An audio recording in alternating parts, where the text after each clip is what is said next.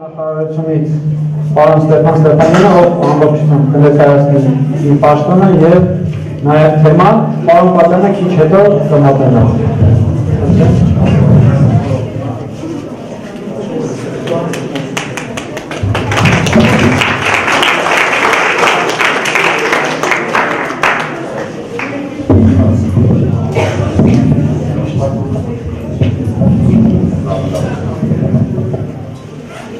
Բարև ձեզ,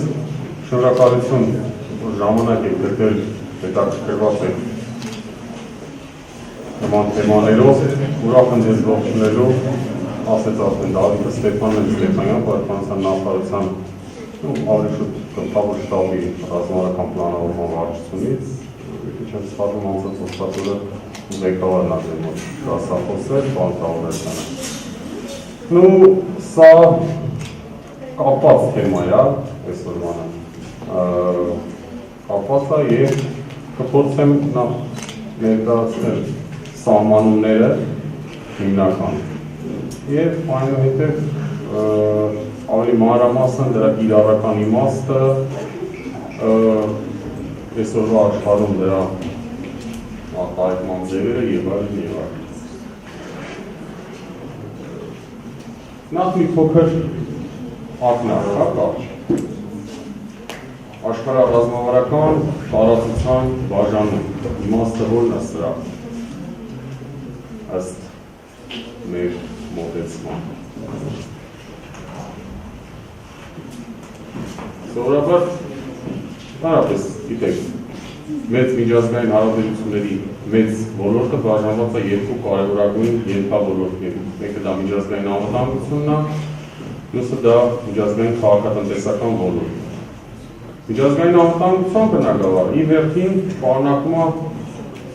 մի շարք տեսություններ, որոնցից կարևորագույնն է և այսօրվա աշխարհում առավել արդիականը դա պատերազմի տեսությունն է։ Ռազմավարություն ի վերջին դա նշանակում է ոչ այլ ինչ, քան պատերազմ վարելու արվեստ, գիտեք։ Ուստի աշխարհը երբ որ բաժանում ենք ռազմավարական տարածքների, նկատի ունենք այս կամ այն պետության տեսանկյունից, թե ինչպիսի պայմաններ են ստեղծվում, ինչպիսի նախադրյալներ ենք մենք հիմք ընդունում պատերազմ վարելու և պատերազմում հաղթելու համար։ Ի վերջո, անկախ ամեն տեսակի ժամանակակից, մոդայիկ, մարդ իրավունքների, պացիֆիստական և այլն տեսությունների աշխարհում ցավում եմ դա ասում, բայց դոմինանտ ամնում պատերազմը որպես քաղաքական խնդիրների լուծման ծայրահեղ հաճախ արդյունավետ միջոց։ Սա ես ասում եմ ցավով, իրոք, որովհետև դա ռեսուրս է խլում, դա մարդկային կյանք է, սակայն դա իրոք։ Հիմա սենց կարճ կանցնեմ, հա, այս հասկացությունների վրայով, ստեղ մի քիչ ավելի շատ է զուտուղակի սահմանումները, եթե հարցեր կլինեն հնդածս, խնդրեմ, ձեր բարձացեք, ես կփորձեմ պատասխանել, եթե չէ ուղղակի ամբողջը կանցնենք, վերջում ձեր հարցերը կներկայացնենք։ Աշխարհառազմավարական տարածության բաժանումը ներառում է պատերազմի կամ ռազմական գործողությունների թատերաբեմի հասկացություն, և ասենք ստեղ կան տարբեր մոտեցումներ, ռուսական մոտեցում, ամերիկյան մոտեցում, և ձեզանից շատերը լսել են ամերիկյան հրամանատարությունների մասին, չէ, կա կենտրոնական հրամանատարություն, ես իմ ասիական, աֆրիկական հրամանատարություն և այլն։ Դրանք բոլորը կապված են աշխարհի ռազմավարական բաժանման հետ։ Այսինքն տվյալ պետությունը, այսօր, որը դոմինանտ է Ամերիկայի Միացյալ Նահանգները, ինքը գտնում է, ասենք, այս տարածաշրջանում ինքը ունի շահեր և իր շահերը առաջ մղելու նպատակով ստեղծում է հզոր ռազմական խմբավորում, բոլոր տեսակի ռազմական ուժերի ներգրավմամբ։ Եվ երկրորդ մասը տարածաշրջանների բաժանման եւ ռազմավարական գնահատման մեթոդաբանությունը։ Այստեղ էլ կարևոր որոշակի մոտեցումներ ես կներկայացնեմ, որ պարզ դառնա, թե օրինակ ինչ եղանակով է տեղի ունենում անվտանգության ռազմավարության մշակում կամ ռազմական դոկտրինի մշակում կամ ռազմական գործողությունների պլանները մշակելիս մենք ինչ գործոններ ենք դիմքում եւ ինչու։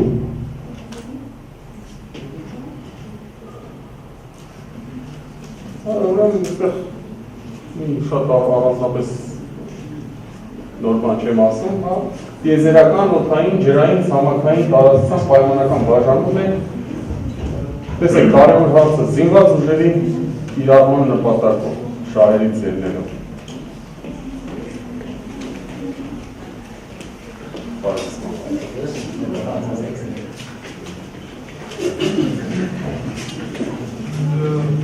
Ասեցի, արդեն զինված ուժերի շահերից ելնելով, այսինքն թե ինչպես ենք պլանավորում մեր զինված ուժերի կիրառման գործընթացը տվյալ պայմաններում։ Դա լինի աշխարհագրական, դա լինի էթնիկ, կրոնական, դա լինի տնտեսական եւ այլն եւ այլն։ Պատերազմի պատերազմը դա ցամաքի, համաշխարհային օվկիանոսի, դրանց վերևում գտնվող օդային եւ տիեզերական տարածության մաս է, որտեղ մի քանի երկրներ կամ դրանց կոալիցիաների զինված ուժեր կարող են վարել կամ վարում են ռազմական գործողություններ, ռազմավարական մասշտաբի ռազմական գործողություններ։ Սա կամարադառնանք, ես չգիտեմ անցյալ դասին պարոն Դավարեցյանը ձեզ ներկայացրել է այդ մակարդակները, զուտ ուղղակի ի գիտություն, ռազմավարական մակարդակ, օպերատիվ մակարդակ, տակտիկական մակարդակ։ Այսինքն բարձրագույն մակարդակը զինված ուժերի կիրառում դա ռազմավարական մակարդակն է, երբ որ պետությունը ամբողջ ուժը, կարողությունը, հզորությունը, այդտեղ ոչ միայն արդեն զինված ուժերն են կիրառվում, այլև պետության ողջ ռեսուրսը դրվում է իշա տվյալ պատերազմում հաղթելու, տվյալ արդեն ճակատամարտի խնդիր չի ներերություն, այստեղ արդեն գլոբալ պատերազմի մասշտաբը խնդիր է, պատերազմի մասշտաբը։ Օպերատիվ մակարդակը դա ավելի գործիքային վիճակն է, բայց ելի մեծ թափերաբեմերում է տեղի ունենում օպերատիվ մակարդակի ռազմական գործողություններ, այսինքն ասելով օպերատիվ մակարդակ մենք հասկանում ենք ավելի անմիջական զորքերի մեծ խմբավորումներ տեղաշարժելու, կառավարելու, դրանց նպատակները իրականացնելու գործընթացը։ Եվ տակտիկական մակարդակը դա արդեն ցածր օղակն է, երբ որ կոնկրետ ինչ-որ տարածքում, սահմանափակ տարածքում, սահմանափակ նպատակի մեծ ռազմավարականից բխող սահմանափակ նպատակի հասնելու համար որոշակի ռազմական գործողություններ է վարվում։ Դա արդեն ամենացածր մակարդակն է, որը մեծ տեսության մեջ դիտվում է։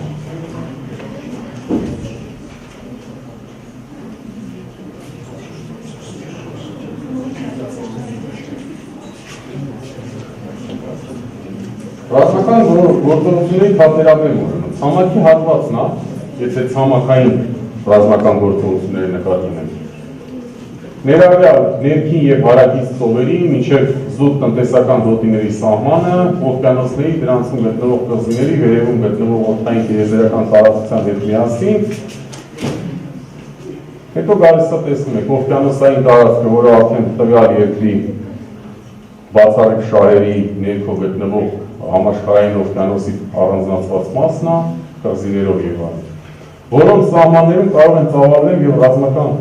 գործողություններ վարել մի քանի երկրներ կամ դրանց կոալիցիաների զինված ուժեր, տարբեր զորատեսակների խմբավորումներ ռազմավարական խնդիրներ կատարելու համար։ Տեսեք, այստեղ Ամերիկայի Միացյալ Նահանգների աշխարհառազմավարական տարածության բաժանումը ըստ Ամերիկայի Միացյալ Նահանգների Միացյալ Շտաբի։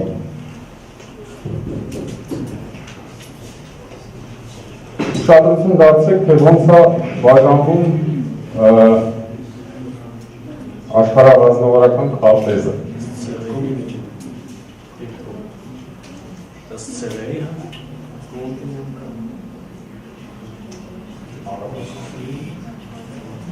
տեսեք, ստեղ կարևորը որն է, ես ինչի վրա եմ ուզում ուշադրություն դարձնել։ Եթե տնտեսական հենքի վրա դնենք մեր դիտարկումը, քաղաքատնտեսական, աշխարհատնտեսական հենքի վրա եթե տեսանկյունից դիտարկենք, տեսնում ենք, որ բավականին հետաքրքիր ձևով ռազմական ուժի կիրառման հնարավորությունները բաշխված են ըստ տնտեսական շահերի գոտիների։ Տեսեք, եվրոպական հրամանատարություն, որը ներառում է նաև Ռուսաստանը։ Գաղտնիք չի, որ Չինաստանը առանձին, հա, եւ կենտրոնական շրջանը առանձին։ Գաղտնիք չի, որ Ռուսաստանը այնուամենայնիվ եվրոպական քաղաքակրթության մաս է կազմում, որոշակի վերապահումներով, եվրոպական քաղաքակրթության մաս է, եվրոպական արժեքների որոշակի ժառանգորդ է, ճիշտ ասենք իր ուրույն ճանապարհ ունեցող, եւ իր տնտեսական կարևորությամբ, ասենք այսօր Ռուսաստանի տնտեսական կարևորությունը հիմնականում հանգեցված է իր նավթագազային հզոր պաշարներից։ Տնտեսական կարևորության տեսանկյունից Ռուսաստանը եվրոպական մայրցամաքի սնուցողն է եւ ինքը ամբողջովին մտնում է ամերիկյան եվրոպական հրամանատարության տիրույթ, պատասխանատվության տիրույթ։ Շատ հետաքրքիր է Աֆրիկոմի ստեղծումը։ Աֆրիկոմը ստեղծվեց ճիշտ այն ժամանակ, երբ որ պետք է մեկնարկեր արաբական գարուն։ Աֆրիկոմը նոր ստեղծված հրամանատարություն է ամերիկյան։ Այսինքն տեսեք, էլի Միացյալ Նահանգների որոշակի տնտեսական, ռազմավարական շահեր պաշտպանելու նպատակով տվյալ երկիրը փորձում է դա ապահովել իր զինված ուժերով։ Հարավային Ամերիկա, Հյուսիսային Ամերիկա, դե Մորոյի դոկտրինի համաձայն գիտեք բոլորը։ Արևմտյան կիսագունդը Ամերիկայի Միացյալ Նահանգների համար բավականին զգայուն կետ է։ Եվ այստեղ տարբերությունը տեսեք, Մեքսիկան մտնում է Հյուսիսային հրամանատարության մեջ, ասեք ինչու, որովհետև Ամերիկա, Միացյալ Նահանգներ, Կանադա, Մեքսիկա գտնվում են նավթա կազմակերպության մեջ, ազատ առևտրի հյուսիսամերիկյան կազմակերպություն, որը բավականին լայն հնարավորություններ է բացանում եւ Մեքսիկան ու Կանադան այս իմաստով Միացյալ Նահանգների համար առավել զգայուն գոտիներ, առավել մոտ գտնվող եւ առավել մեծ հետաքրքրություն ներդարձնող։ Եվ Լատինական Ամերիկան ամբողջովին, Հարավային Ամերիկան, որը նույնպես գտնվում է բավականին լուրջ ամերիկյան ֆիրմաների, ամերիկյան տնտեսության լուրջ ուշադրության ներքո եւ ասենք տեսեք, թե ստանում ենք այս վիճակը եւ վերջապես Pacific Command-ը, հա, խաղաղօվկիանոսյան հրամանատարությունը ստեղել, եթե նայում ենք կա երկակի ռազմական, տնտեսական շահ, այսինքն մի կողմից Չինաստանի հարաճուն հզորացումը, մյուս կողմից Հնդկաստանի եւ Չինաստանի, ես կասեի, մյուս կողմից նրանց շրջապատող մյուս երկրների անվտանգային մտահոգությունները եւ դրա շուրջ ստեղծված Ավստրալիան Ամերիկայի դաշնակիցը, Ֆիլիպինները դաշնակից են, Ճապոնիան դաշնակից է, Հարավային Կորեան դաշնակից է, այսինքն սեփական դաշնակիցների վրա տարածաշրջանում հենվելով ստեղծում է հրամանատարություն, որը ապահովում է ոչ միայն Ամերիկայի Միացյալ Նահանգների, սա էլ պետք է նշենք, ոչ միայն Ամերիկայի Միացյալ Նահանգների ռազմավարական, հա, ընդհանուր ասած շահերը, այլև իր դաշնակիցների թե անվտանգությունը եւ երբեմն եթե դրանք չեն հակասում նաեւ շահերը։ Այսինքն այդ շրջաններին ամեն մեկը տրված է ինքնուրույն գործելու կարողություններ։ Բավականին լայն ինքնուրույնությամբ են օժտված այդ հրամանատարությունները, ունեն իրանք, ինչ ասեմ, եթե ինձ համեմատելու եզր չկա, իրանք մեծ բանակներ են, բանակների միավորումներ են, այսինքն բավականին լայն ինքնուրույնությամբ ոչված, բավականին մեծ լիազորություններ ունեն որոշումներ ընդունելու հարցում, իհարկե քաղաքականություն չեն մշակում, քաղաքականությունը մշակում է բարձրագույն իշխանությունը երկրի, որը հետագայում դա փոխանցում է եւ յուրաքանչյուրի համար ընդհանրապես sense եթե հետաքրքիր է ուղղակի շատ կարճ ասեմ, Ամերիկայի ռազմական ի տարբերություն նախկին սովետական միության այդտեղում նաեւ մեր ռազմական դոկտրինի, հա, մոտեցումների, թե ինչպես են օրինակ ես հրամանատար եմ, ինչպես եմ ես իջեցնում իմ հրամանը։ Նախկին սովետական միության այդ տիրույթում ընդունված է հրամանը մանրամասնել, այսինքն ես ձեզ եմ փոխանցում sense մի բավականին մանրամասն գրած, ամեն ինչը քայլերը բան, ձեր քայլերը նկարագրող, ընդհանուր մինչև մանրուքները, եւ ձեզ մնում ավարտի դա հիկատարած է։ Իհարկե մշակելու ընթացքում ես ձեր հետ համագործակցում եմ, ձեզանից ստանում եմ որոշակի սնուցում։ Սակայն հրամանը իր տեսքով այդպիսին է, բավականին մեծ ծավալում եւ բավականին մանրամասնեցած։ Ի տարբերություն սրա, արևմտյան ռազմական այդ դոկտրինը ինքը կիրառում է ավելի առաքելության հասկացություն։ Այսինքն ես, դուք եւ ես, հա, ես որպես հրամանատար, դուք որպես տարբեր օղակի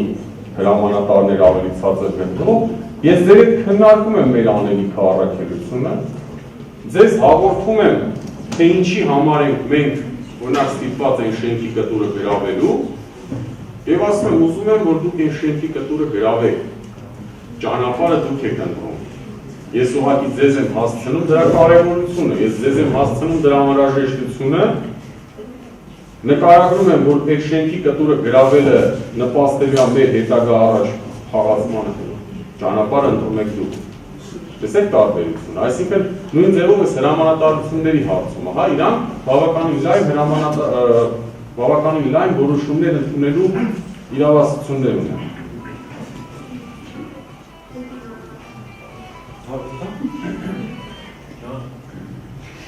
Ընդհանրեն հարցումի։ Իսկ ես օրինակ US Center Command-ը իրան շտաբը գտնվում է այդ հատվածաշրջանում, թե մի տեղից է ղեկավարվում, այսքան Պենտագոնից։ Նեապոլում։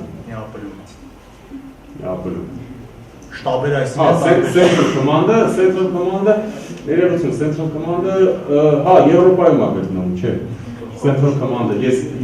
բան, UCOM-ը բանում Նեապոլում, Central Command-ը Եվրոպայում։ Այսինքն ամեն մի հատվածը իր շտաբը է տարածքում է։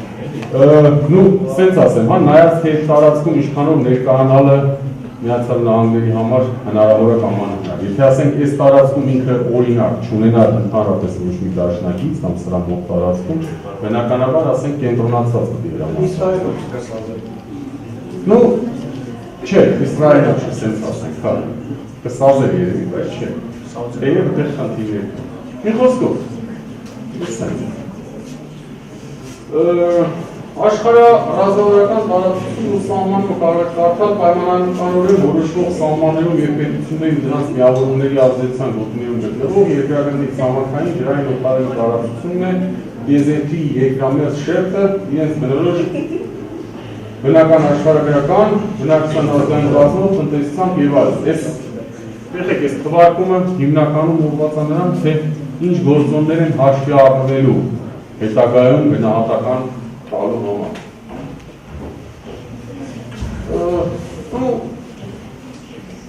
Սենց էլի առանձնապես օրիգինալ բան չի, մայրցամաքային, ռազմավարական տիեզերական, օդատիեզերական ուղղություն եւ ռազմավարական շրջան։ Օվկիանոսային։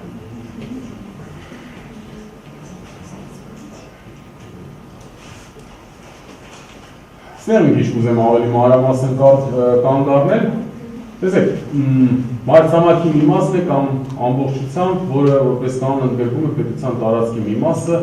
առափնյա եւ այլն, որտեղ արտահայտում կամ կարող են շոշափվել երկրի ազգային անվտանգության շահերը։ Եվ տալիս ենք հա տարածաշրջաններ, ռազմավարական ուղղություններ, ռազմավարական շրջաններ, օպերացիոն ուղղություններ։ Առանց շատ մանրամասների մեջ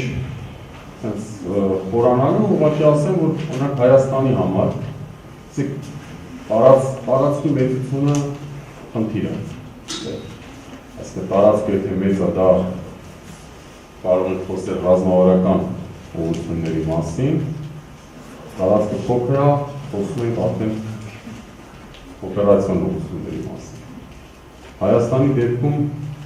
կրայիցի խոսում ենք օպերացիոն ուղղությունների մասին։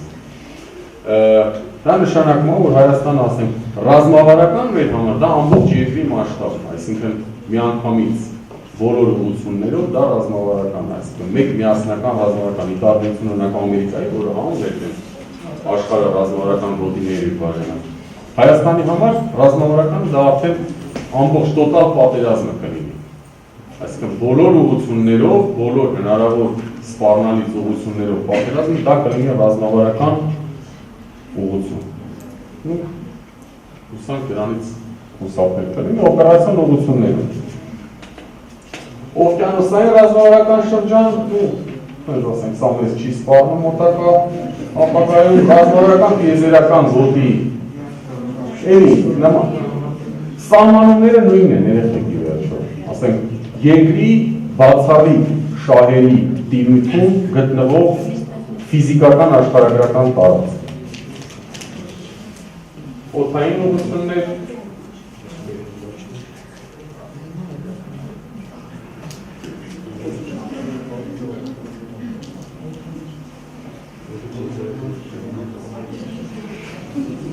եւ տարածաշրջանների բաժանման որոշման մեթոդաբանությունը եւ գնահատման մեթոդաբանությունը, հա, չէ՞ սա։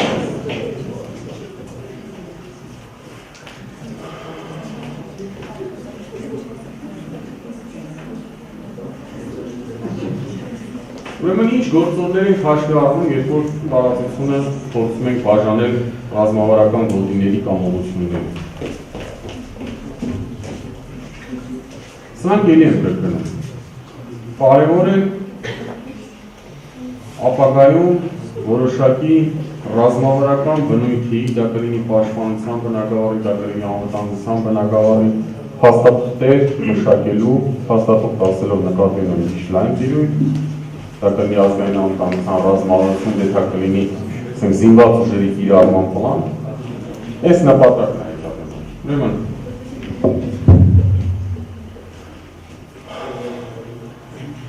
նախ, ռազմաքաղաքական իրավիճակը և ռազմաքաղաքական ուժերի տեղաբաշխումը յուրաքանչյուր տարածաշրջանում։ Այսինքն ի սկզբանե գնահատելուց մենք գնահատում ենք ընդհանուր իրավիճակը, հիմնական գործոնները դինամիկան զարգացումների ռազմաքաղաքական իրավիճակի, այսինքն լարված է իրավիճակը, թե ընդհակառակ խաղաղ է իրավիճակը, այսինքն պետությունները որոշակիորեն իրենց ուզող հարցերը միմյանց հետ իրանց հարևանությամբ լուծել են, չունեն մտահոգող խնդիրներ, գնում է զարգացում տնտեսական, սոցիալական եւ այլ բնագավառներ, այսինքն մենք գնահատում ենք որպես հանգիստ։ Կամ ընդհակառակ պետություններ ունեն չլուծված խնդիրներ, բախումներ կա սահմանում եւ այլն, միմյանց որոշակի պրետենզիաներ են ներկայացնում, այս դեպքում մենք ունենք որոշակի մտահոգություն ռազմաքաղաքական իրավիճակի վերաբերյալ եւ ուժերի տեղաբաշխումը, այն ռազմաքաղաքական ուժերը, միավորները, դերակատարները, ավելի լայն ասած, նրանք ինչ դիսպոզիցիայով են մեր շուրջ հավաքված։ Օրինակ, զորքը իր մշտական տեղակայման վայրերում է, որը մեր սահմանից ասենք 200 կիլոմետր հեռու է եւ ոչ մի անհանգստություն չի ցուցաբերում, գիտեմ, տեխնիկայի եւ կենտրոնի ուժի տեղաշարժ չի նկատվում եւ այլն, այսինքն հանգիստ է, կամ ընդհակառակ, այսինքն անհանգիստ է։ Պետությունների, դրանց միավորումների ռազմական դոկտրինները կամ ազգային անվտանգության հայեցակարգերը։ Սրա վրա ուզեմ մի քիչ կանգ առնել, երեխեք։ Տեսեք, ռազմական դոկտրին ասածը կարող է լինել մեկ միասնական փաստաթուղթ, Ռազմական դոկտրին ասածը կարող է լինել փաստաթղթերի բազմությամբ, հոդվածներով, օրենքներով եւ այլն մոտեցումներով, նախագահների կամ ասենք պաշտպանության նախարարների ճառերով ձևավորված մի հայացքների համախոհ, որը ներկայացնում է, թե տվյալ պետությունը ինչպիսի մտադրություններ ունի, ինչպես է ինքը ձևակերպում իր ռազմավարական շահերը, ինչպես է ինքը տեսնում իր պաշտպանության, անվտանգության ապահովումը, ինչ գործիքներով է տեսնում, ինչ կանխարգելիչ միջոցներ է տեսնում եւ այլն եւ այլն։ Տեսեք, այս իմաստով ռազմական դոկտրինները բաժանվում են 3 տեսակի. հարձակողական, պաշտպանական եւ զսպողական։ Առաջին երկուսը ինձ թվում է շատ քիչ պարզ է։ Հարձակողական, պաշտպանական, այսինքն պետությունը ինչպես է տեսնում։ Պետությունը տեսնում է, որ ինքը իր սահմանների մոտ ցանկացած վտանգավոր երևույթ նկատելու կամ իր ազգային շահերի դեմ ուղղված ցանկացած վտանգավոր ընկալվող վտանգավոր երևույթի դեպքում ինքը պետք է դրան կանխի, այսինքն պատերազմ սկսի, պատերազմ մղի իր շահերը ապահովելու համար, կամ պետությունը պատրաստ է այնքան սպասել, մինչև հակառակորդի մտադրությունները լիովին հասկանալի դառնան, եւ այդ դեպքում, ասենք, առաջի հարվածի իրավունքը կողմի հակառակորդին, ինքը մնա պաշտպանության։ Տարբերությունը մոտավորապես սա է։ Այն երրորդ տարբերակն է մի քիչ հետաքրքիր, նրա հետ գործ ունենք ընդհանրապես մեծ միջուկային տերությունների դեպքում եւ միջուկային զենքի առկայությունը եւ երաշխավորված երկրորդ հարվածի հնարավորությունը հավանական հակառակորդին հասկացնել է տալիս, որ ցանկացած ոտնձգություն մեր երկրի անվտանգության նկատմամբ անխուսափելիորեն ջախջախիչ հակահարված է հասցնելու իր երկրին։ Նույնիսկ եթե մենք ծնկի իջնենք, ասենք այդ իր հարվածի պարագայում, մենք ունենալու ենք իրեն նույնպես ծնկի իջեցնելու ոչնչացնել, այսինքն երաշխավորված փոխադարձ ոչնչացման գաղափարն է սրա հիմքում ընկած, սակայն այս վերջի շրջանում այդ զսպողական դոկտրինը ինքը սկսել է մշակվել նաև հասարակ սովորական սպառազինությամբ զինված պետությունների համար, այսինքն հակառակորդին կարողանալ քո ունեցած հնարավորություններով հասցնել այնպիսի հակահարված, ինքը իր սկզբնաբնույթով պաշտպանական է, սակայն այնպիսի հակահարված է հասցնում, որ հակառակորդը դրանից հետո ուղղակի ինքը հաշվարկում է, որ իր համար վնասները շատ ավելի մեծ են, քան հարձակումից ստացվող օգուտը։ Հասկանալի է։ Բնականաբար պետությունների տնտեսական, ռազմական, բարոյական պոտենցիալը շատ կարևոր գործոնավորը հաշվի է առնում եւ դրվում է մեր հաշվարկների հիմքում։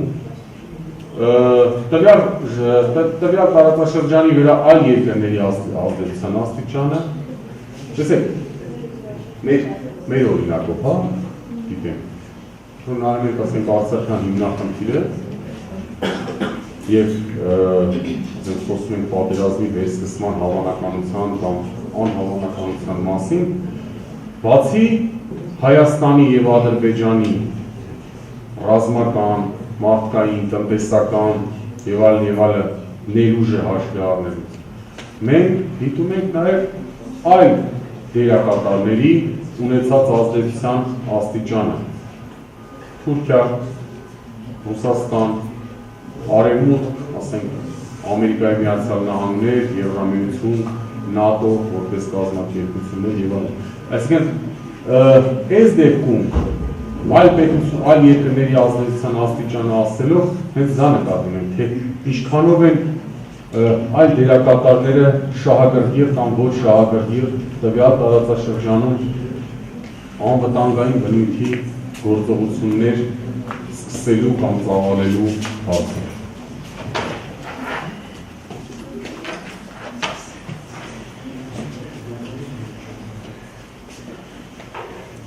Սա, երեխեք ջան, զուտ ռազմական ես ցուցանիշ կասեի, սեփական երկրի ֆիզիկա-աշխարհագրական պայմանները եւ տարածքի մեծությունը։ Էլի մի քիչ կանխառեմ, տեղյակ եք երևի, գոյություն ունի օրինակ ռազմավարական խորություն հասկացությունը։ Ինչ է դա նշանակում։ Դա նշանակում է երկիրը պաշտպանելիս մենք որոշակի թիկունք ունենք եւ որոշակի հետնահանջի փոքր բայց հնարավորություն ունենք։ Այսպիսի ռազմավարական օրինակ բավականին մեծ խորություն ուներ Սովետական միությունը երկրորդ համաշխարհային պատերազմի ժամանակ։ Այսինքն դա հնարավորություն տվեց սովետական զորքերին որոշակի դիմադրությամբ եւ որոշակի, ասենք, դանդաղությամբ հետ քաշվել զբաղեցրած տարածքից, այդ ընթացքում երկրի ղեկավարությունը հասցրեց տնտեսական ներուժը տեղափոխել ավելի անվտանգ արևելյան շրջաններ, երկիրը մեծամասամբ պահպանեց իր տնտեսական ներուժը, փորձեց 4 միլիոնանոց բանակը, բայց տնտեսական ներուժի պահպանությունը հնարավորություն տվեց վերականգնել երկրի նաև ռազմական պոտենցիալը, արդյունքում հաղթել պատերազմը։ Դա ռազմավարական խորության, տեսեք ինչքան վառ ցայտուն անհրաժեշտության օրինակ։ Այն երկրները, որոնք չունեն ռազմավարական խորություն, այսինքն որոնց այսպես ասած ֆիզիկա-աշխարհագրական պայմանները եւ տարածքի մեծությունը թույլ չեն տալիս նման քայլերի գնալ։ Օրինակ մերը, օրինակ լիլավորինակա Իսրայելը, նրանք որպես կանոն հետ դառնան մի աստիճան ռազմական դոկտրինները։ Նրանց ռազմական դոկտրինները որպես կանոն իրենց մեջ ներառում են հակառակորդի տարած պատերազմական գործողություններ տեղափոխելու հասկացությունը։ Այսինքն դու չես կարող քեզ նման ճոխություն թույլ տալ քո տարածքում որոշակի հետնահանջելու։ Հնարավոր չի։ Ինձ ասենք ուղղակի շեղվելով շատ կարճ, հայկական բանակ այդ ամսագրի յուրաքանչյուր համար սկսած 2007 թվականից պարոն Պապյանը երևի տեսնում է տեղյակա, դուրս է գալիս իր sense շապիկի վրա խորագրով Հայաստանին տրված չէ պարտվել ոչ մի պատերազմ։ Այսինքն ինչ նկատի ունի, որ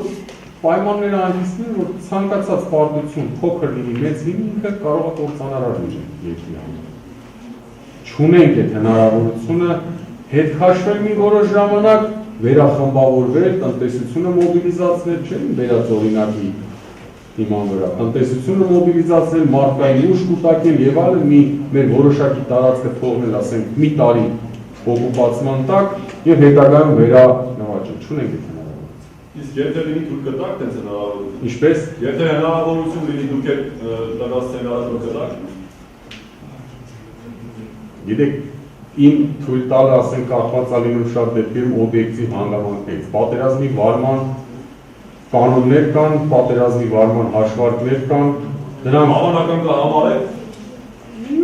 Չի ուզի հավանական համարել, հա, սենց։ Չի ուզի, սակայն, ասենք, այդ դեպքում դեռ որոշակի նահանջի մի քիչ է տեղ երևում է։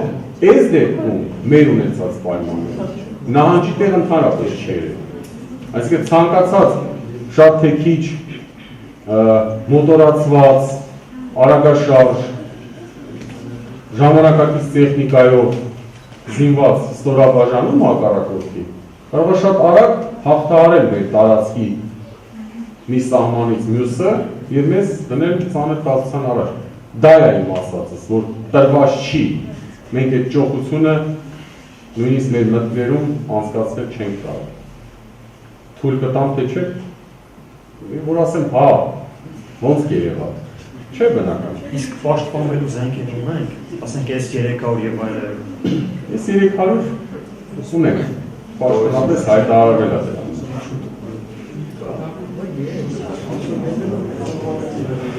Խնդրեմ։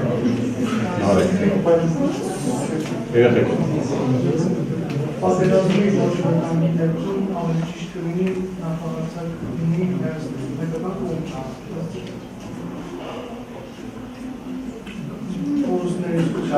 պետք է դրամողեն գործողությունները։ Ну հա, ըստ էության տենց է ստացվում։ Կամ նախահարցակ լինի, կամ եթե ասենք նույնիսկ չի հասցել նախահարցակ լինել, պետք է տեղափոխել ռազմական գործողությունները, ես էլ եմ ասում, եղեք, տեսեք ստեղ մի բան է տեսություն, որը իր մեջ կարող է պարունակել տարբեր մոտեցումներ, տարբեր հասկացություններ, տարբեր տեսաբանների կամ երկրների փորձը։ Մի բան է պրակտիկա, որը ասենք արդեն շատ կոնկրետ իրավիճակում, կոնկրետ որոշումների ընդունման վրա է հիմնված։ Ես այդ խորությամբ նախ չեմ տիրապետում, երկրորդը չեմ կարող, նույնիսկ եթե տիրապետեի բացահայտել, թե ինչպիսի պլաններ են մշակում։ Զուտ տեսության առումով, հա, իհարկե, անհրաժեշտ է եւ նախահարցակ լինել, անհրաժեշտ է եւ տեղափոխել հակառակորդի տարածք, ասում եմ, միայն այս սա հաշվի առնելով։ Սա, ես էլի եմ կրկնում, սա հենց ուղղակի պայմաններ չեն, սրանք ռազմավարական պլաններ մշակելու, տարածքը ճիշտ պատկերացնելու, գործողությունները ճիշտ մշակելու նախապայմաններն են, այսինքն ինչ մենք պետք է հաշվի առնենք նախորդ։ Այս հանգամանքը մեր երկրի հաշվի առնելու։ Տեսեք ինչ կատարվեց Վրաստանում 2008 թվականին, հա։ Ռուսական զորքերը մոտեցել էին ընդհուպ մինչև մայրաքաղաքին եւ միայն այլ երկրների ազդեցության աստիճանը թույլ չտվեց, որ Վրաստանի մայրաքաղաքը այնտեղ դիմադրություն արդեն չկա։ Մեծ անհաղթահարելի ուժի գոյության պարագայում վրացական բանակը ուղղակի անօգնական դուրս եկավ։ Իրանք չէին անցել դեռ բարեփոխումների այն շրջանները, որոնք միգուցե իրաց թույլ կտային փոքր ուժերով դիմադրելու ավելի փոքր մոբիլ ուժերով դիմադրելու իրենց դեմ կանգնած ավելի հզոր, ավելի մեծ բանակին։ Եվ իրանք ունեցան կատաստրոֆա, ազգային կատաստրոֆա է, այսինքն եթե չմիջամտեին այլ երկրները, նրանք ասենք չկանգնացնեին Ռուսաստանին, Ռուսաստանը շատ հեշտությամբ կարող էր ամբողջ տարածքը օկուպացնել, կարող էր ընտրել, ասենք, մինչև Թիֆլիս օկուպացնել, կարող էր ընտրել մինչև Հայաստանի սահման օկուպացնել, եւ այլն, եւ այլն, եւ այլն։ Այս ամեն ինչը հնարավոր տարբերակներ են։ Ու միևնույն է դրանից հետո էլի տարածքի մի մասն է, ու ամենայն դեպս Վրաստանի պաշտոնապես միջազգայինորեն ընդունված տարածքի, ճանաչված տարածքի մի մասը գտնվում է այսօր ոչ Վրաստանի յուրիսդիկցիայի ներքո։ Խնդրեմ, դե հարց կա այսօր։ Ո՞րն է մեր երկրի աշխարհագրական առավելությունը։ Մենք նահանջելու տեղն ենք, որոնք են մեր առավելությունը։ Շնորհակալություն, հա, լավ հարց, հա, ու բազա բոլորին։ Բնական պատնեշներ են, սարեր առաջի հերթին, որոնք դժվարացնում են հակառակորդի տենց ժամանակակից, արագաշարժ եւ այլն սպառազինության գործառնում։ Այսինքն, եթե ունես ընդամենը մի նեղ ճանապարհ հարձակման համար, դիցուկ, առանց կոնկրետացնելու, որ տարածքը նկատի ունեմ, որովհետեւ նման տարածքներ շատ են։ Մի ընդամենը կիրճ գոյություն ունի, այս կողմից գետնա, երկու կողմից լեռներ են, որոնք համարյա անանցանելի են։ Ինչքան էլ մեծ տանկային միավորում դու դրա հետևում կանգնացնես, այդ տանկային միավորումը կարողանալու է լավագույն դեպքում մի տանկով անցնել այդ կիրճը։ Եվ դա մեր համար արդեն պաշտպանվելու առավելություն է ստեղծում։ Աֆղանստանում ո՞նց է տեղի ունենում, աֆղանցիք ո՞նց էին պատերազմում սովետական զորքերի դեմ։ Գնում էր այդ շարասյունը տանկային մեքենաների եւ այլն։ Վերևից առաջի եւ վերջի մեքենաները խփվում էին, նրանք անանցանելի էին դարձնում այդ ամբողջ արանքը եւ մնացած արդեն մեքենաների անձնակազմը եւ այլն նա դառնում էր ուղղակի այդպես ողբերգական, այո, մսաղացի ինչ-որ գերի օբյեկտ։ Խնդրեմ։ Այնուք երբ որ բացատրում եք սեփական եւ ֆիզիկա աշխարհական պայմանները եւ դասքի մեծությունը, դուք նշեցիք Միացյալ Նահանգները, Թուրքիան, Ադրբեջանը, Ռուսաստանը, բայց դուք նշեցիք Իրանը, ինչու։ Խնդրում եմ բացատրեք եւ մի հարցել ունեի, ուրեմն երբ որ ասում եք այդ ամերիկյան համատարության մասին է, որ ինքը բաժանում է իր համատարությունը տարբեր երկրներում մի ձևի, կուզեի իմանալ այդ աֆրիկյան, որը նոր ամերիկյան համատարություն, որ նոր է ստեղծվել, այնտեղ ամերիկյան զորքի վրա է մենակ հիմնվում ամբողջ համատարությունը, թե իրանք նաև գործ ունեն էթնիկ խմբերի զորքերի հետ կամ տվյալ երկրի զորքերի հետ նաև ամբողջ համատարությունը նաև նրանց վրա է ցեղարվում։ Շնորհակալություն, հա, ես չեմ հիշում որպես երկրներ առանձնապես նշածներ եմ, Ամերիկայի մասին հա խոսել եմ, բայց Թուրքիա եւ այլն այդպես հատուկ չեմ նշել։ Եթե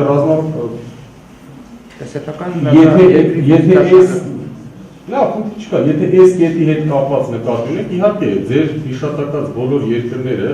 Ամերիկայի Միացյալ Նահանգները, Թուրքիան նաև, Ռուսաստանը, Չինաստանը, չգիտեմ, երևի Հնդկաստանը, չնայած շատ չեմ խորացել Հնդկաստանի հարցում։ Նրանք բոլորը ունեն որոշակի նպաստող մեծ տարածք, ֆիզիկա աշխարհագրական, բացի դրանից ասենք որոշակի բնակչության խտություն, որը նույնպես դժվարացնում է հակառակորդի առաջ մղումը։ Իրանը չնշեցի, Իրանն է նույն ձևով ասենք, Իրանն է բավականին բազմարելիեֆ, հա, ասենք, բավականին տարարելիեֆ երկիր է, որը ունի եւ բնական լեռներից կազմված խոչընդոտներ եւ գետեր եւ չգիտեմ ինչ եւ այլն, բացի դրանից ունի բավականին դա արդեն իհարկե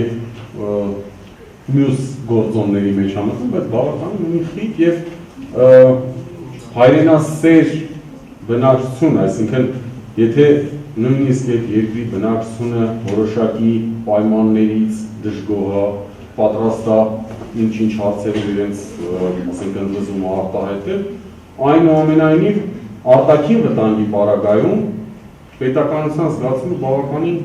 խիստ է արտահայտված եւ բավականին հզոր է արտահայտված։ Արտաքին վտանգի պարագայում այդ երկրի բնակչությունը բավականին համախմբված է հանդես գալիս, բավականին հանդես է գալիս հզոր եւ նաեւ բավականին երկար հիշողությամբ։ Այսինքն Արցախյան պատերազմի եթե հիմա արդեն ինչքան ասած հարցերի անցանք։ Թե ասելու չգիտեմ, չէ, չենք վերջացել, բայց այնուամենայնիվ ուղղակի չէ, եթե հարցերի է, արդեն ուսիմ է, թող հարցերը տա։ Չէ, դե ամեն դեպքում ասենք կան ինչ-որ բաներ, որ կուզեի անցնել վրայով, արագ, ու հարցերը ոնց որ պայմանավորվել ենք, ես ուղղակի հարցը չուզեցի անտեսել։ Խնդրում եմ իշեք ուղղակի ասեք, հա վերջում։ Հա, հարցերը վերջ, մեկ դեռ ժամանակ ունենք։ Եթե Արցախյան պատերազմը դիտարկենք, հակներ։ Իրոպես ասեք, մի 5 րոպե։ Լավ, ես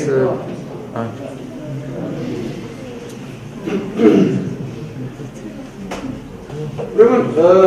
ռազմավարական գնահատման ալգորիթմը։ Հիմա միգուցե սա անցնելուց հետո մի քիչ ավելի հարցերի պատասխանները ավելի դյուրին կլինի, ավելի պարզ կլինի։ Որոշվում են այն գործոններն ու պայմանները, որոնք ազդում են կամ կարող են ազդել ռազմական վտանգի հնարավոր ռազմական գործողությունների բնույթի վրա։ Տեսեք, նախորդ սլայդում մենք անցանք որոշակիորեն այդ գործը։ Վերլուծում են ռազմավարական գնահատման բոլոր տարերի ցուցանիշները։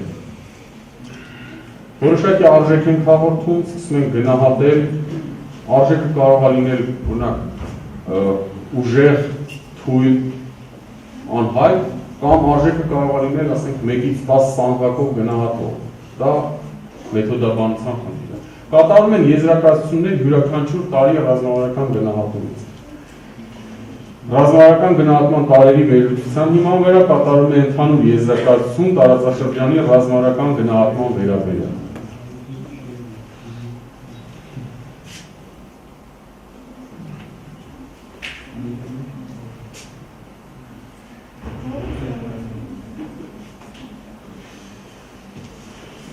Սա ընդհանուր, ասենք, այն տարերն են, որոնք մենք պարտավոր ենք ուշադրություն դարձնել մեր գնահատման ժամանակ, էլի ընդհանուր տեղեկություններ, ֆիզիկա աշխարհագրական պայմաններ, ռազմաքաղաքական իրավիճակ,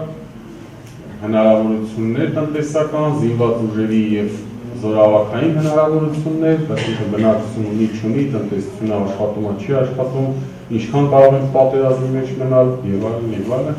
Տարածքի օպերատիվ սարքավորվածությունը, սա է, տեսեք, այնտեղ որտեղ որ ունենք բնական պատնեշներ, դա իհարկե նպաստում է մեր պաշտպանության կազմակերպման, բայց եթե չունենք ինչ, ասենք այդքան տարածքը մենք դատապարտված ենք փոխել, ոչ, այստեղ արդեն իհայտ է գալիս մարդկային որոշակի արհեստականորեն ստեղծված սարքավորումներ, որոնք կոչվում են տարածքի օպերատիվ սարքավորվածություն։ Ամենահասարակ են, որ բանկերի առաջը, ասենք,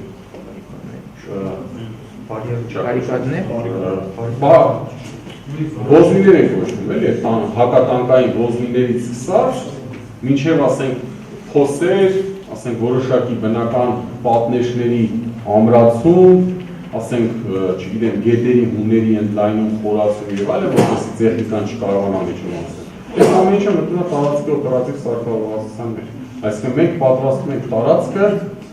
հնարավոր հակառակորդի գործողություններին դիմադրելու համար, չգիտեմ, բաներ ենք, ականապատում ենք դաշտերը եւ այլն եւ այլն։ Տարածաշրջանի ռազմավարական նշանակություն։ Դու սա էլ ենք հաշվի առնում, որովհետեւ շատ դեպքերում, ասենք, պատերազմը կսկսվի թե չի սկսվի կամ որոշակի երկրներ իրենց շահերը փորձեն արտահայտել թե ոչ, կապված է թե ինչքանով այս պահին, կոնկրետ այս պատմական շրջանում տվյալ տարածաշրջանը որոշակի նշանակություն ունի։ Տեսեք, չլիներ նավթի, գազի գործոնը, շատ հնարավոր է Կովկասյան տարածաշրջանը օժտված չլիներ այսքան մեծ ռազմավարական նշանակությամբ, հա։ Կամ նավթն ու գազը, ասենք, ավելի քիչ գնահատվեր լինեին, այլընտրանքային ինչ-որ ավելի շահավետ միջոցներ, շատ հնարավոր է, որ Ադրբեջանը չունենար աշխարհաքաղաքական նման հնարավորություններ, դիրք եւ այլն եւ այլն։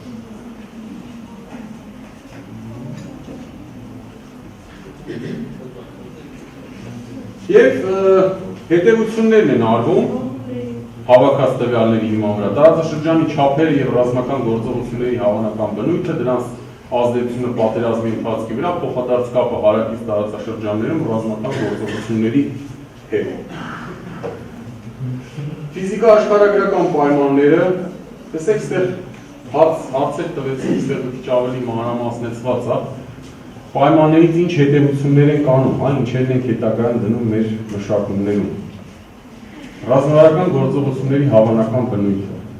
օդային ալիներու, ցամաքային ալիներու, մի փուլով ալիներու, մի քանի փուլով ալիներու։ Զորատեսակների հատուկ զորքերի կիրառման կարգը տարբեր ուղղություններում։ Խմբավորումների ծածուկ ստեղծման հնարավորությունը, թե մեր, թե հակառակորդի։ Որտեղ ստեղ, որտեղ հարց լինի, խնդրում եմ ինձ բաներ, ընդհատեք կվեք ձեր հարցը։ Անձնակազմի վրա տեղանքի բացասական ազդեցության թուլացման միջոցառումները։ Կոպիտ ասած, ձյունա, ձմեռա, անտանելի պայմաններա տաք շորով է ապահովում անձնակազմը։ Մարտական հատուկ տեխնիկայի կիրառման հնարավորությունները։ Ստումա սա անդրադարձանք։ Լեռնային ջրային արգելքների հաղթահարման եղանակները։ Բնական եւ արհեստական բնագծերի արգելքների օգտագործումը ռազմավարական պաշտպանության ընդհանուր համակարգում,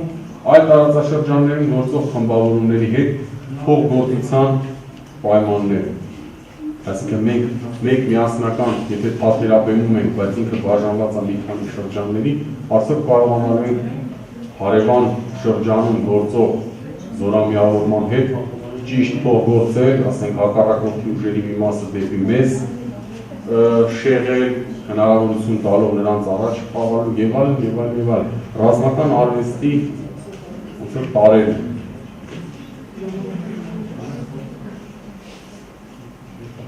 Ռազմաքաղաքական իրավիճակից հետևությունները, դա հավանական եւ գլխավոր հակառակորդների հայտնաբերումն է, դաշինքների կազմը, դրանց կայունությունը,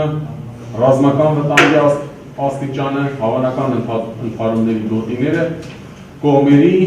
պատերազմելու հնարավորությունները, ինչպիսի ուժեր, միջոցներ եւ այլն կարող են տրամադրել։ Տնտեսական հնարավորությունները արդեն շատ չմահարանանք, ինչքանով է պատերազմի մեջ ներգրավվող երկրների տնտեսությունը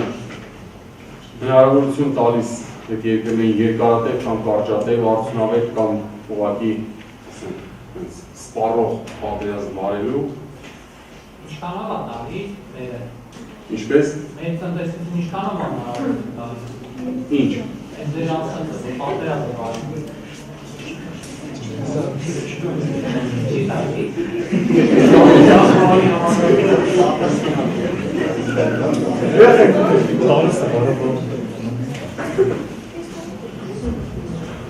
Ընդհանրապես ցանկացած նման հարցի իհարկե կարելի է բացարձակ պատասխան տալ, կարելի է համեմատության մեջ դնել այդ պատասխանը։ Հիմա եթե բացարձակ պատասխան տանք, տնտեսությունը առանձնապես լավ վիճակում չի, զինված ուժերը կախված դրանից, չնայած զինված ուժերը մշտապես պետության հոգացության առաջին պլանում են, գիտեք, ասենք, եթե բյուջեի խնդիր կա, զինված ուժերը բյուջեն ստանում են, եթե սպառազինության ձեռքբերման խնդիր կա, երկրի ղեկավարությունը այդ հարցում ամենայն դեպս դեռ ինչ-որ լուրջ բաց թողումներ չի արել։ Սակայն եթե համեմատության մեջ ես դնում հակառակորդի հետ, հավանական հակառակորդ կոչվածի հետ, զուտ թվականակը չի, որ խնդիր է լուծում, թվականակ ասելով մարդկային, սպառազինության եւ այլն։ Տեսեք, հասարակ բան որ հիշատակեցի, ասենք բնական արգելքները, հա։ Ասենք ինչ օգուտ, եթե հակառակորդն իր ամբողջ տնտեսական ներուժը բանը օգտագործելով ģեր ժամանակակից ինքնաթիռներ կամ տանկեր առնում, որոնք չի կարողանալու կիրառել։ Ունի տնտեսական, իհարկե, եթե համեմատենք տնտեսական հզորությունները, ցավոք սրտի Հայաստանի տնտեսական այսօր հզորությունը բավականին ցածր է, համեմատ նույն Ադրբեջանի հետ։ Ցածր է, օբյեկտիվորեն ցածր է։ Սակայն ինչքանով արդյունավետ ես կարողանում օգտագործել այն սակավ ռեսուրսները, որը քեզ տրամադրված է։ Ինչքանով ասենք բարձր գիտակցությունը նույն զինվորների մեջ, ինչքանով են իրանք ավելի պատրաստ պայքարելու, տեսեք ես վերջի դեպքերը, դες չեմ ուզում հիմա հերոսական պաթետիկայով լցնեմ լսարանը, հուսով եմ յուրաքանչյուրդ ինքներդ ձեր մեջ այդ հերոսական ոգին կրում եք, այնուամենայնիվ, վերջի դեպքը, երբ ասենք բավականին լուրջ խումբ ադրբեջանական դիվերսանտների այդ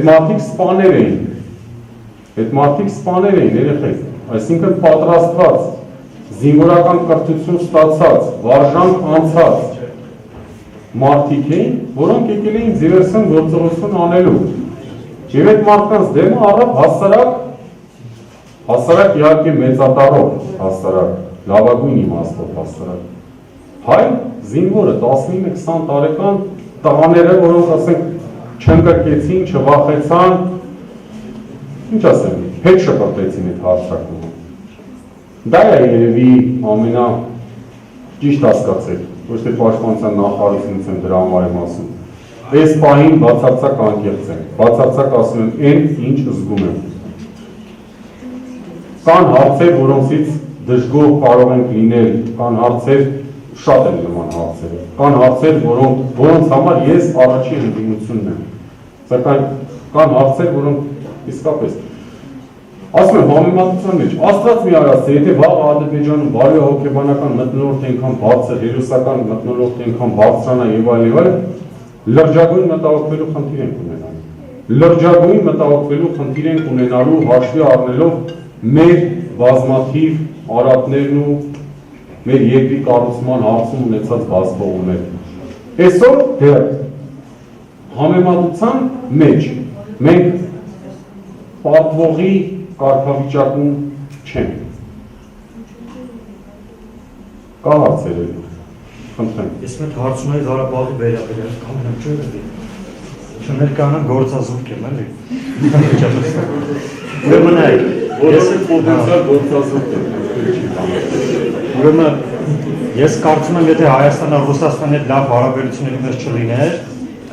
Ադրբեջանը հնարավոր է, որ հարձակվեր մեր վրա։ Իսկ ինչ վերաբերում ասենք Ադրբեջանի պատրաստականությանը, բոլորս էլ գիտենք, որ Ինչ վերաբերում Ադրբեջանի պատերազմի պատրաստ լինելուն, իմ կարծիքով Թուրքիայից բավականին, ոնց ասեմ, բարձր մակարդակի էքսպերտներ գնում են Ադրբեջան եւ իրենց սովորեցնում են, համաձայն եք իմ հետ։ Ու կարծում եմ, որ եթե Ռուսաստանի մոտ չլինեինք, ասենք պատերազմի հավանականությունը շատ մեծ է, որ Ադրբեջանը կհարձակվի մեր վրա։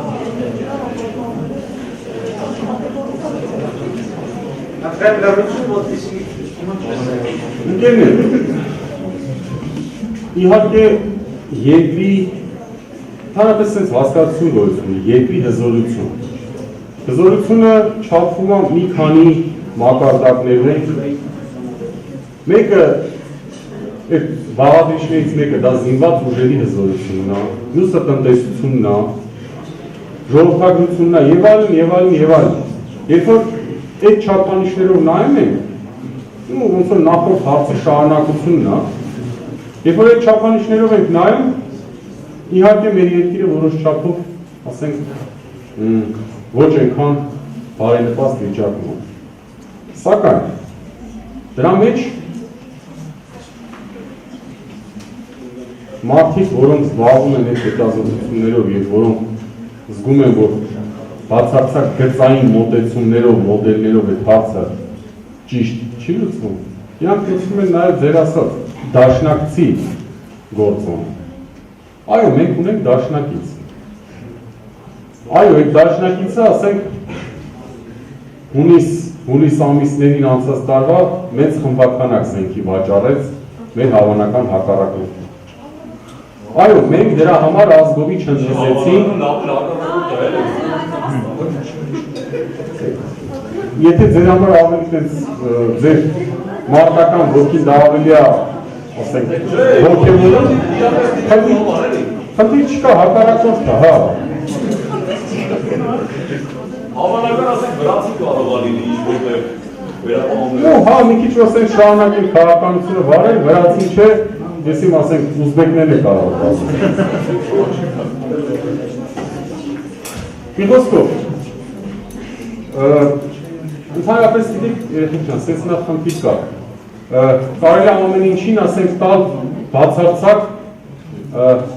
հաջողախոսական բնորոշումներ։ Ասենք Ադրբեջանցուն թուրք անվանել երևի մեր սրտին դրանից ասենք մեր համար դա լավ բալաստան կլինի ասենք։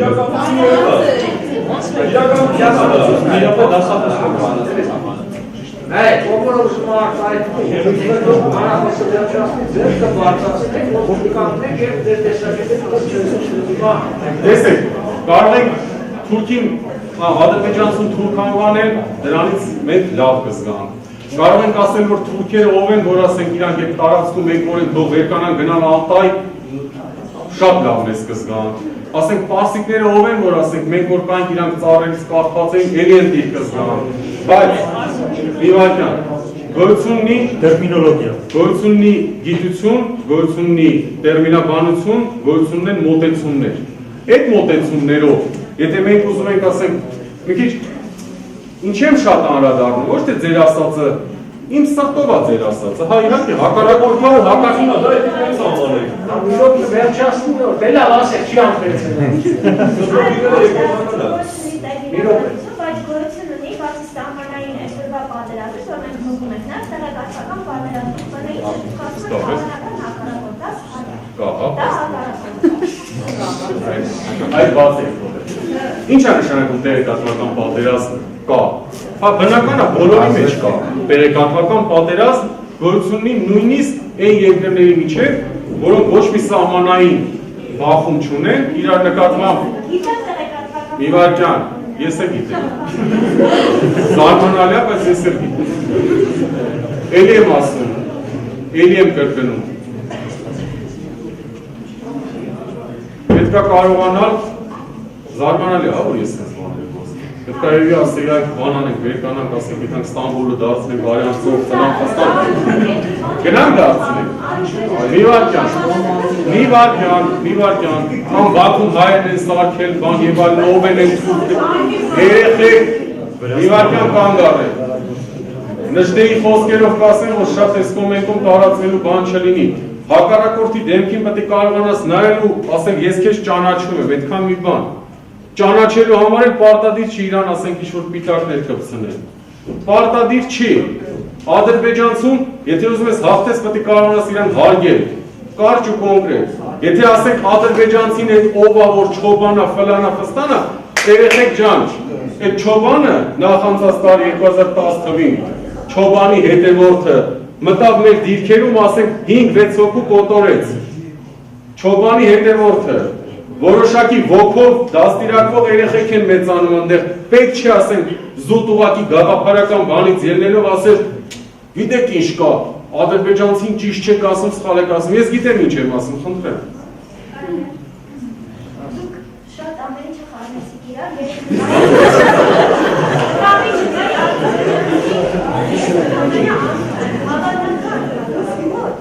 ես տեղեկացական պատերազմի մեջ եմ, ես դրա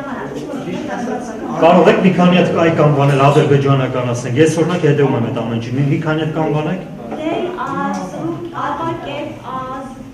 Լավ, երեխեք, հիմա ասենք բան չի։ Եկեք կանգ առեք, կնեք Անի Մարգարյան, Անի ջան, իմ էմոցիոնալ այս պորտկումը ոչ մի կերպ նստեք, ոչ մի կերպ ոչ ոք թող անձնավորված չընդունի։ Ես մի բան եմ ուզում, ասենք ես տեսնում եմ, որ դա իմ շուրջն էլ կա, մարդիկ համոզված են, որ ադրբեջանցիները մշակույթ չունեն, մարդիկ քիչ շեղվում ենք թեմայից, բայց այնուամենայնիվ սա կարևոր է, որ ես արտահայտեմ, կարող եք համաձայնել, կարող եք չէ, բայց հավատացնում եմ ձեզ, մարդիկ կան, որ համոզված են, որ ադրբեջանցիները մշակույթ չունեն, ադրբեջանցիները լեզու չունեն, ադրբեջանցիները էջ չունեն, ադրբեջանցիները մարդ չեն եւ այլն եւ այլն։ Լավ, եկեք պարզ նայենք ճշմարտության աչքերին։ Քանի քառակուսի սանտիմետր հողա սա թույլ տվել նվաճել։ Քանի, չգիտեմ, տոկոս հնայա սա թույլ տվել աճեցնել։ Քանի նոր երեխայի ծնունդը սա թույլ տվել ապահովել։ Քանի արտագաղթող պոտենցիալ արտագաղթողիա սա թույլ տվել հետ բերել։ Եկեք մի հատ մեր խնդիրների պրիզմայով նայենք, տեսնենք։ Մի վարքյան։ Նույն ձևով Թուրքի նկատմամբ ենք մենք վերաբերվում։ Հիմա էլ եմ ասում, կարելի է ամեն ինչ թողել մեկով։ Ես ինքս կառավարման ակադեմիայի շրջանավարտ եմ ժամանակին։ Ունենք այնտեղ դասավանդում եմ նայեք հիմա։ Մենք ունենք մի հատ անվանի վարիչ, չգիտեմ, ովքեր որ շփվել են, միգուցե ճանաչում են քաղաքագիտության անվանի վարիչը։ Այդ կնոջ Տիկին Մարգարյանի մշտական, նա շատ հետաքրքիր արտահայտությունն եմ հիմա ուզում մեջ բերել։ Հայերս անընդհատ պարտվել ենք պատմության ընթացքում քաղաքական միտք չունենալու պատճառով։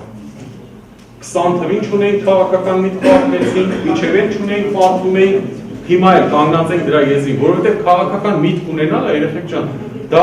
թե դաշնակցին ճիշտ տեսնել, գնահատելն է, մենք ամեն ինչ էմոցիաներով ենք անում։ Ֆրանսիացին ցեղասպանություն ընդունեց։ Մա, բանը, երեխայացնում Շիրակում անունը դնում են Սարկոզի, վերջ։ Սա ճիշտ, սա լավ բան է, սա մեր անմիջականության մասին է խոսում։ Բայց ելի եմ ասում, եկեք ինչ ռացիոնալ նայենք։ Քանի սանտիմետր է սա մեզ առաջ տանում դեպի մեր նպատակը։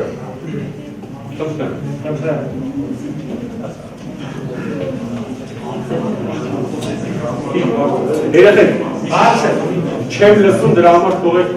լրեք խոսեցիք ռազմական դոկտրինների մասին, որ դիմը 3 տեսակ հաստատողական պաշտպանություն։ Այս 3 տեսակներից որին է պատկանում Հայաստանի Հանրապետության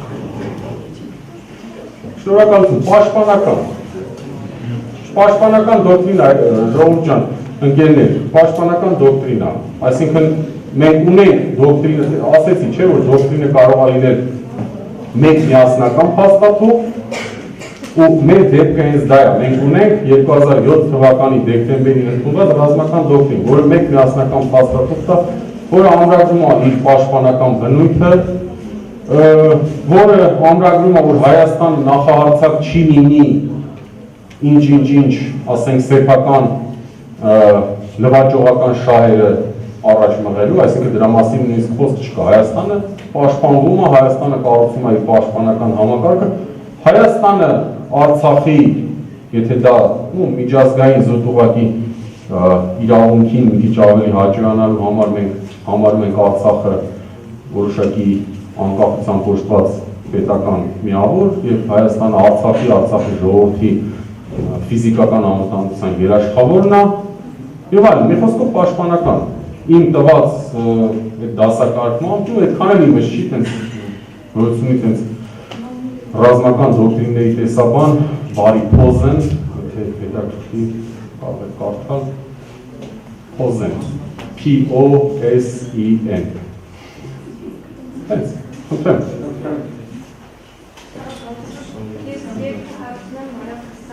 Առաջինը վերաբերվում է այդ հավանական հակառակորդին, ինչ-որ կոնկրետ գործոններ, ֆակտորներ կան, որ դրան արտահայտության դեպքում արդեն դա համարվում է հավանական հակառակորդ, եւ երկրորդ այդ հավանական հակառակորդի հայտնաբերումը որ փուլում է կատարվում, այսինքն պատերազմական գործողություններ սկսելու հետո թե այդ Հա, շնորհակալություն, բավականին ճիշտ ու հետաքրքիր դրեցիք հարցը տեսեք, գոյություն ունի երկրի սահմանադրություն ինչքան էլ դա հասարակական է երկրի սահմանադրությամբ նախագահ օժտված է ռազմական դրություն հայտարարելու եւ այլն իրավունքով, չէ՞։ Որ դեպքում է հայտարարում ռազմական դրություն, եթե կա պատերազմի վտանգ, պատերազմի անմիջական սպառնալիք, հանկարծակի հարձակում եւ այլն։ Այսինքն տեսեք, իրավաքաղաքական իմաստով դա սահմանված է, այսինքն հավանական հակառակորդը, որը ամբողջ ընթացքում, քանի դեռ գործողությունները չեն անցել թեժ փուլ, այսինքն ուղղակի հարձակում երկու զինված ուժերի միջև բախում լայնամասշտաբ կամ թեկուզ միջինամասշտաբ տեղի չի ունենում, հավանական հակառակորդը մնում է հավանական հակառակորդ զուտ իրավական տեսանկյունից, քանի դեռ չի մտել պատերազմը հայտարարված չի, ու չես դիմել քո դաշնակիցներին, ինքը չի դիմել միջազգային հանրությանը պահանջելով, ասենք, Հայաստանի օկուպացիոն զորքերը, այսպես կոչված, չգիտեմ, Լեռնային Ղարաբաղի տարածքից դուրս եւ այլն, քանի դեռ նման թեժ փուլ չի մտել, հակառակորդը մենք համարում ենք հավանական, որովհետեւ տեսեք, ստեղ իսկ ինչ է նշանակում, մենք հիմա եթե իրան հայտարարեցինք հակառակորդ, մենք պետք է որոշակի գործողություններ դրա շուրջ նախաձեռնենք։ Ռետորական հարց է մի քիչ։ Մենք եթե հայտարարեցինք, որ ինքը մեր հակառակորդն է, դա նշանակում է մենք պետք է ավելի ինտենսիվ պատերազմի պատրաստվենք։ Համամիտ եք։ Իսկ դա արդյոք չի բերի, ասենք նրան, որ նույն ինքը հակառակորդը հավանական Սպասի տեսեք ինքը ինչքան ինտենսիվ է պատրաստվում, ես լրիվ արդարացված եմ իմ գործողություններում, ես կարող եմ նույնիսկ նախահարցակ լինել, որտեղ կներեք, խոսում եմ որպես ադրբեջանական բանի, քարոզչության մունետիկ, կներեք Հայաստանը իմ տարածքի 20% օկուպացրել եւ ես իրավունք ունեմ վախենալու, որ ինքը եւս 20%-ն ուզում օկուպացնի, դրա համար ինքը ինտենսիվ պատրաստվում է ռազմական ինչ-որ պատրաստություններ ատեսնում, եկեք միանգամից հարցակնեմ, դա մեզ ձեռա տալիս։ Երեխեք ջան, մի րոպե, դրանք հարցեր են, դրանք միգուցե պատասխաններ չունեն միանշանակ։ Մեկը կասի հա, եկեք երկրի ողջ ռեսուրսը դնենք նախապատրաստվելու, նախահարցակվելու, վաղանք, էլի ասենք, կպարտվենք, դիմը, չէ, կհաղթենք լավ, հա, դե կպարտվենք, ուրեմն ինչ հարացինը, պարտվեցինք։ Սա մի քիչ քաղաքական գործչին ոչ վայր վիճակա։ Նախ մի փոքր մեկնաբանեմ, երբ որ հավանական հակառակորդի մասին նշեցի, խոսքը ուղղակի նրան է վերաբերում, որ եթե փաստացի հակառակորդ ունենք, դրան հավանական անվանելը արդեն մի տեսակ հասարակության մոտ իրականության հանդեպ այլ պատկեր է ստեղծում, իսկ որ նշեցիք մեր համար անհրաժեշտ պրիզմայով դիտելը իրողությանը, Ցանկանում ես այսպիսի փաստ նշել, քանի որ նժդերից մեջ բերեցիք, նժդերն ասում է խաղաղությունը երբեք էլ բնական վիճակ չի եղել, այլ ընդհանրապես երկարատև պատերազմների միջև կարճատև դադար, եւ այդ դադարները մեզ տրվում են նրա համար, որպեսզի հաջորդ պատերազմից կամ հաղթող կամ գոնե նպաստ պարտված դուրս գանք։ Հիմա այս պարագայում, եթե մեր հակառակորդը փաստ է, որ զինվում է ու այն էլ ինչ տեմպերով ու ինչ տեմպերով է իր հատուկ ստորաբաժանումները զարգացնում եւ այլն։ Ես էլ ձեր ասած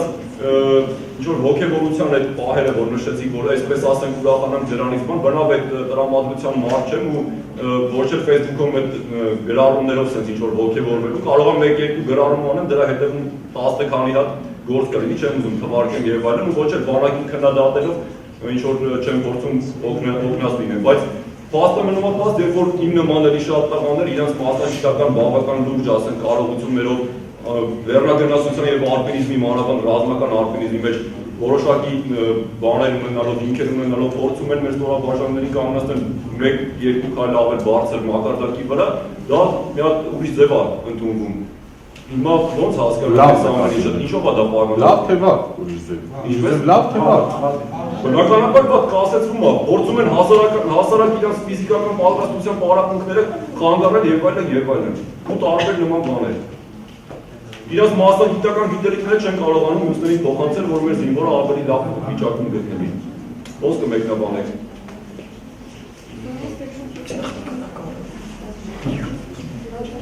Կդժվարանա մեկնաբանել, որովհետև այն ինչ որ ասեցիք, չէ՞ դե ասենք ես իրոք հիմա չգիտեմ, եթե սպասում եք, որ ես բոլոր հարցերին սենց եկել եմ, որ կարողանամ պատասխանել, մի քիչ ստիպված եմ ձեզ հիասթափացնելու, տենց ամենագետը չեմ։ Ցավոք սրտի այն հարցը ինչ որ բարձրացրեցիք, ասենք որ ինչ որ մարդիկ խոչընդոտում են, հա դե հիմա եթե չլինի պապական խոսքով, հա, ասեմ, գող չլինի տանը, անասունի երթիկից չեն տանի, ինչ ասեմ դրանից ավել, կա այդ խնդիրը, կա խնդիր, որ ցանկացած բարի գործ կամ լավ նախաձեռնություն հասարակ հայ մարդկանցից եկող ընդունվում է այն պրիզմայով, թե այս սրա մեջից ինձ ինչքան է ստացվելու, բայց ոչ մխիթարվում եմ դրանով, ոչ էլ, որ դա մենակ բանակում չի, որ այդ երևույթը կա։ Հասարակ, եթե ուզում ես դու, չգիտեմ, գնա փորձի հիմա էլի ձեր ընկերներով, ես էլ ձեր հետ միասին գանք, փորձենք մի հատ ամայի տեղ իրար հետ արձակուրդի ժամանակ մի հատ մանկապարտեզ սարքենք ուղղակի, քար բերենք եւ այլն, հաստատ գալու է, չէ՞, քաղաքապետարանից մի հատ ասենք ինչ-որ, չգիտեմ ով, ու ասի բա անգեր, բա մեզ ինչի չես տեսել մի հատ, բա ոնց ես եք այստեղ շինարարություն արել։ Դե կոնկրետ ասեմ, բանակի համար ես անում զինվորական ասում, մեջի ինչ ունես, ասում եմ շատ մեծ բան ունեմ, զինվորից եմ զորացնում։ Ես հասկացա, ես ուզում եմ ասեմ, սա հասարակության, ինչքան էլ դա ասենք ցավալի ընդունել, հասարակության ամենավատ արատներից մեկն է։ Այսինքն ցանկացած հարցի մեջ տեսնել սեփական ինչ-որ ճղճիմ փոքր-մոքր, որտեղ դրանք մեջ չեն կարող լինել այդ շահերը։ Ես համոզված եմ, որ այդ շահը կարող է լինել, ասենք, նո երկու անգամ ինքը գնալու է ուշ բոլոր ռեստորանում հաց ինքը ավել բան դրանից չի շահել, բայց մի մեծ գաղափար է ինքը դրանով նսեմացնում, ոչնչացնում, որ հետո ասենք ես կամ դուք հիասթափված այլևս չուզենանք նախաձեռնությամբ հանդես գալ, չկարողանանք մեր ցանկությունները կատարածել։ Ես դες հասկանում եմ, հարցս ինչ է ու կներեք, որ ինչպես անենք մեր այսպես ասած համագործակցության շնորհիվ կլինի կամ համատեղ ջանքերի շնորհիվ կլինի, որ նման քայլերը իրաց արդյունքը չունենան, այսինքն հնարավոր չէ։ Դե գոնե դրա մասին պետք է սենց ասեմ, լավ, էլի եմ ասում, ես ցավոք սրտի ամենաբարձր դիրքը չի որ ռազմական աստիճանակարգի մեջ հասկանում եմ, ուղղակի ասած, բայց գոնե նման բանի վերաբերյալ գոնե պետք է իմանանք, ասենք ես չգիտեմ, եթե ես իմանամ, ես ինչ քայլեր եմ ձեռնարկելու, բայց այն որ ասենք փորձելու եմ ինչ-որ քայլեր ձեռնարկել, այդ միանշանակ է, այն որ ասենք փորձելու եմ թեկուզ իմ ղեկավարի միջոցով դա առաջ բրդել, դա միանշանակ է, ասեմ գիտես ինչ կա, այս մարդը SSS, ես չգիտեմ, ես դժվարանում եմ ասել, Որոնք են այն գործոնները, որոնք պետք է հաշվի առնել որոշելու համար տարածաշրջանի վրա այլ երկրների ազդեցության աստիճան։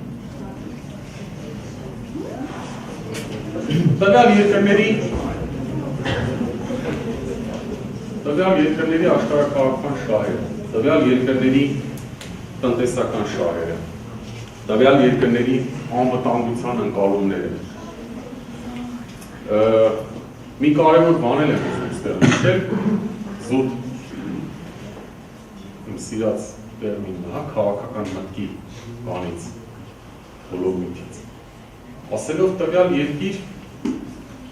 պետք է անպայման նկատի ունենան մանավանդ դա ճիշտ է մեծ երկրների պարագայում, որ տվյալ երկրներում կան որոշակի ուժեր իրար հետ երբեմն մրցակցող, երբեմն իրար հետ համագործակցող, երբեմն իրար նկատմամբ թշնաման խաղացող, մեկը մյուսից կոպիտ ասած փայ փոխող եւ դա էլ պետք է հաշվի առնել, այսինքն շատ հեշտ է մոլորության մեջ մտնել, եթե երկիրը միջազգային հարաբերություններում կա բան չէ, ռեալիստական տեսություն, տեղյակ է, որը դիտում է միջազգային հարաբերությունների որպես գլխավոր եւ հիմնական սուբյեկտ պետությունը եւ պետությունը առաջնորդվում է իր շահերով։ Սակայն այստեղ մի փոքր, բայց շատ կարևոր նյուանս կա։ Պետություններում կան ինստիտուտներ։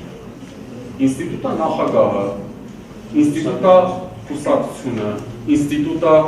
կառավարման ինչ-որ մարմինը, ինստիտուտներ են տնտեսական, խոշոր տնտեսվարողները։ Ամերիկան, երբ որ հարավ-արևելյան Ասիայում են մեր նախորդ սլայդում ինքը ստեղծում ասենք հրամանատարություն, ինքը հրամանատարություն ստեղծում է նաև իր տնտեսական շահերը առաջ տանելու համար, որ ինչ-որ մի նույն ճապոնացու, որը ասենք պայմանականորեն ասած Ամերիկայի դաշնակիցն է, Ճապոնիայի կառավարության մտքով չանցնի հանկարծ որոշակի խոչընդոտներ, տնտեսական արգելքներ եւ այլն հարուցել ամերիկյան, օրինակ Dell ընկերության որ Coca-Cola-ն հանգիստ վաճառվի, ասենք, չգիտեմ, Ֆիլիպիններում, չնայած Ֆիլիպինը միջազգային հարաբերության սուբյեկտներ են հանդիսանում իրենք ինչ որ չափով իհարկե գլոբալացման պայմաններում անշուշտ վերացվել են։ Ուզում եմ ասեմ, երբ որ տարածաշրջանային երևույթներն են, ինչի երբ որ մեր տարածաշրջանում դիտում ենք Մեծ Բրիտանիայի շահերը, ով առաջի հերթին աչքի բանան մեր մտքին գալիս։ British Petroleum-ը, չէ՞, որպես ասենք Բրիտանիայի պետությունը ներկայացնող, սակայն ինքնուրույնությամբ կոչված տնտեսվարող, խոշոր տնտեսվարող տրանսազիային կազմակերպություն։ Ադրբեջանում ակտիվ են շատ բառ։ Մի հատ հարց տամ, էլի, հետաքրքիր։ Ձեր կարծիքով այսօրվա իրավիճակը, որը որ ստեղծվել է Ուկրաինայում, կարող է առաջացնել, ասենք, ինչ-որ խոշոր ավելի պատերազմ Ռուսաստանը եւ Եվրոպայի եւ Ամերիկայի միջեւ։ Քանի որ բոլորս գիտեն, որ Ռուսաստանը իր զորքերը մտցրեց Կրիմ ինչի համար, որ ցույց տա ՆԱՏՕ-ին եւ այլը իրենց ընկերներին, որ ինքը չի վախենում իրենցից։ Ձեր կարծիքով կարող է ինչ-որ խոշոր բան դրանից ստեղծվել։ Երեխեք չեմ, որ ասում եմ երեխեք չեք եղան, չէ՞։ Չեմ կարծում, մի քիչ սուբյեկտիվ կարծիք եմ արտահայտելու, որովհետև ամենայն դեպս ինձ հայտնի չի, որ մեր գլխավոր շտաբում նման մշակումներ արվեն, կլինի, չի լինի պատերազմ, միգուցե ամենաբարձր մակարդակում, բայց ամենայն դեպս իմ մակարդակին դա չի ասում։ Չեմ կարծում մի շարք կարևոր հանգամանքներից ելնելով,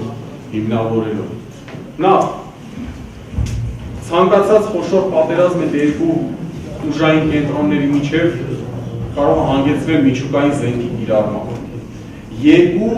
ուժային կենտրոնների առաջնորդներն էլ, ես իմ հիմնական ներկայացուցիչներն էլ, առաջատար գիտնականներն էլ գիտակցում են դրա կործանարար հետևանքները։ Այսինքն, հիմա նույնիսկ չի կարելի խոսել երկրորդ Կարիբյան ճգնաժամի մասին դեռևս։ Դեռևս չի կարելի խոսել դրա մասին, որովհետև չկա նման էսկալացիա։ Երկրորդը շատ կարևոր գործոն է, տնտեսական գործոն է։ Եկեք, երբ որ խոսում ենք Ռուսաստան արևմուտք խոշոր հակասությունների, հակադրությունների մասին, եկեք ուշադրություն դարձնենք, թե օրինակ ռուսական,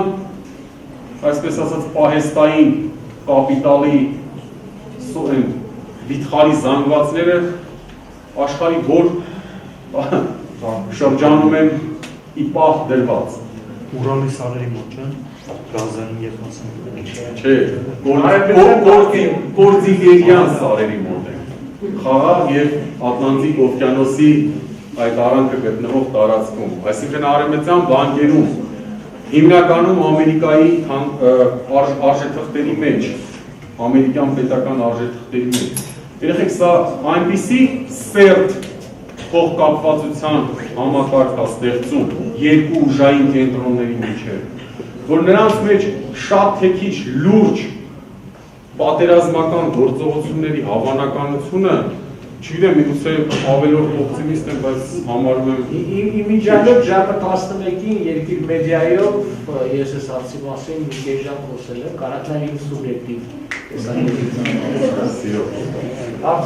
Գիտեք ինչ ես հարցը տվեցի, որտեղ Վրաստանի պատերազմի ժամանակ Ռուսաստան-Վրաստան Միացյալ Նահանգները ռազմական նավեր բերեցին, չէ՞, օտեի մոտ։ Եղել է այդպես բան, երկու հատ նավ են բերել։ Ես ինքս եմ նայել հեռուստատեսությունում, Ռուսաստանն էլ ասաց, որ Ամերիկան Սեպտոբը վերածել է փոքր մի ինչ-որ լճի, քանի որ այդ նավերը շատ հեռու կարող են Իմ սուբյեկտիվ կարծիքն ուզում եք իմանալ Վրաստանի հետ կապված։ Զուտ սուբյեկտիվ կարծիք չէ, դա անցել է Ուկրաինան։ Ռուս-ամերիկյան գեղեցիկ նախագիծ է Վրաստանը։ Ռուս-ամերիկյան։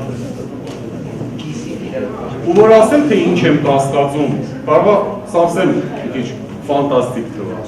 Կասկածում եմ, որ այնտեղ հանրապետականների հաղթանակն էլ պետք է ինչ-որ ձևով Ամերիկայում ապահովել։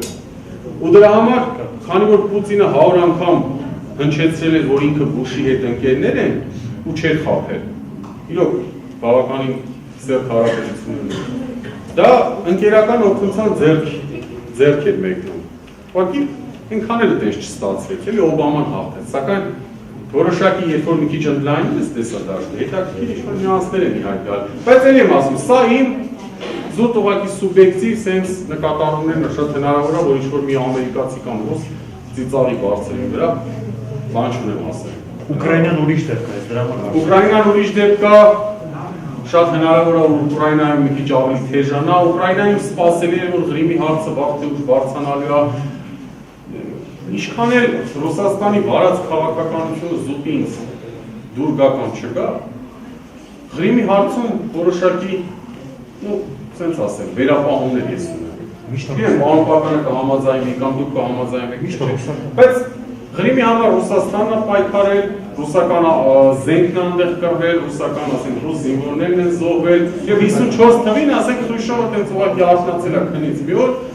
հայտնի իր վոլունտարիստական բաներով, էլի, վարվելակերպով, ու որոշել է, որ չէ լավ, ես եկեք ես Ղրիմը թող լինի, որտեղ դե ինքն էլ ուկրաինական բան ուներ, արմատներով։ Այսինքն այստեղ վոլունտարիստական այդ լուծումը ա եղել, չգիտեմ։ Ես բայց ուզում եմ հասնել, դուք ցույց տվեցիք Ամերիկայի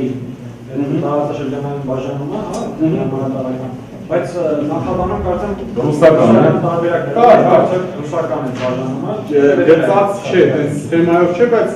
տեսեք, մոտորապես խորհրդային միության ժամանակ երկրագույնը բաժանված է 8 աշխարհառազմավարական գոտիներ, ես սովետական միության դոկտրինի, 90 թվականից դրանք դառան 5-ը, հյուսիս-արևմտյան, արևմտյան, հարավ-արևմտյան, հարավային եւ արևելյան։ Իսկ սահմանային առումով ոնց է հարաբերում այդ ամերիկյան տարբերակները։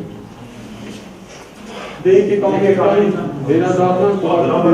այսինքն ինչքան է համընկնում, էլի ամերիկյան։ Չէ, չի կարող համընկնի։ Այսինքն Ռուսաստանը համաշխարհային ընդգրկումով ունի դոկտրինա։ Չունի։ Հենց այդ ախտաշուրը, այդ է ուզում ասել, որ Ռուսաստանը որպես տերություն ինքը համաշխարհային չի, ինքը տարածաշրջանային տերություն է այսօր ավելի շատ։ Բայց ինչ վերաբերում է Ռուսին եւ իրանց քայլերին էս վերջի օրերից, ես կասեի, որ հալալ է ռուսներին իրոք ցույց տվեցին ՆԱՏՕ-ին, որ իրանք ոչ ոքից չեն վախենում։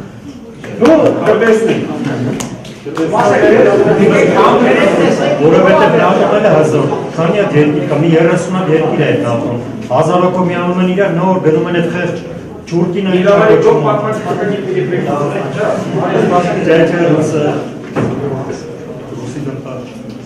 Տեսեք, սա սովետական միության համար սա արևմտյան ուղղությունն է, սա հյուսիս-արևմտյան, այսինքն ներառում իր մեջ նաև արկտիկան, արկտիկական այս ճանապարհը, գիտեք, Ռուսաստանի համար դա բավականին զգայուն կարևոր նշանակություն ունի, որովհետև եվրոպական մասից իր հեռավոր արևելքի տարածաշրջան բեռներ եւ այլն ռազմավարական նշանակության կամ թեկուզ հենց տնտեսական նշանակության հասցնելու համար ինքը այս ճանապարհն է օգտագործում։ Այսինքն սա հյուսիսարևելյանն է, հյուսիսարևմտյանը նաեւ Նորվեգիայի բանի հետ, որտեղ Նորվեգիան ՆԱՏՕ-ի անդամ է։ Իսկ սա արևմտյանն է։ Հարավ-արևմտյանը դա գիտեք Թուրքիայի ուղղությունն է, Թուրքիա, Բուլղարիա եւ այլն այս ուղղություններն են։ Հարավ-արևմտյան, հարավային եւ արևելյան, հարավային ուղղությունը Աֆղանստան, Հնդկաստան այս ուղղությունն է, Միջին Ասիան ավելի շուտ։ Եվ վերջապես հարավ-արևելյանը սա է, այսինքն Չինաստանի, Ճապոնիայի հետ կապված սպառնալիքներին դիմակայելու համար։ Տեսեք, ի տարբերություն նույն օրինակ ամերիկյան, այս, որտեղ տնտեսական շահը ակնհայտ է։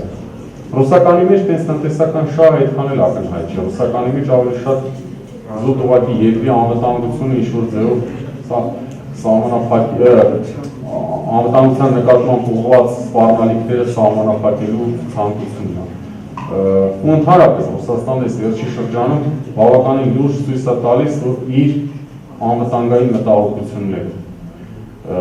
ի պաշտպանություն Ռուսաստանի չեմ ասում կամ ի մեղադրանք արևմուտքի եւ այլն, երկու նաեւ Չինաստանը ստեղ կա, Ճապոնիան ստեղ կա, բայց հիմնականում եթե դիտենք կոնֆլիկտը այս պահին Ռուսաստան արևմուտք,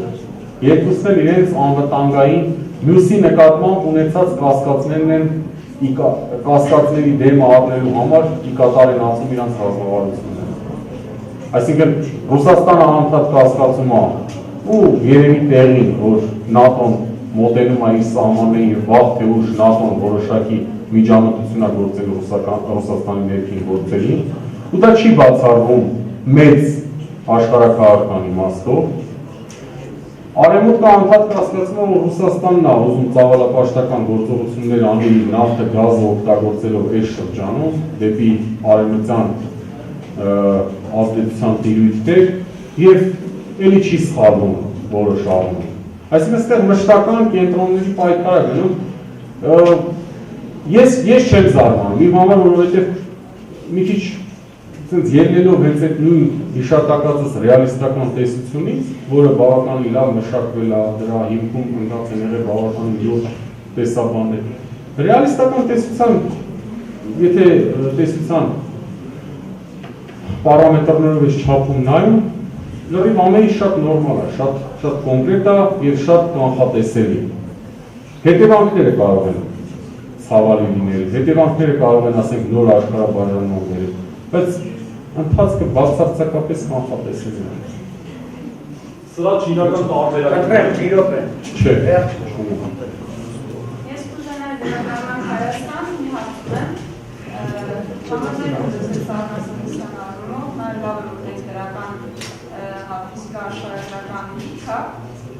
Բայց չեք կարծում, որ այսօր շատ ավելի կարևոր է զինվորի եւ մեր զինված ուժերի ռազմական ոգի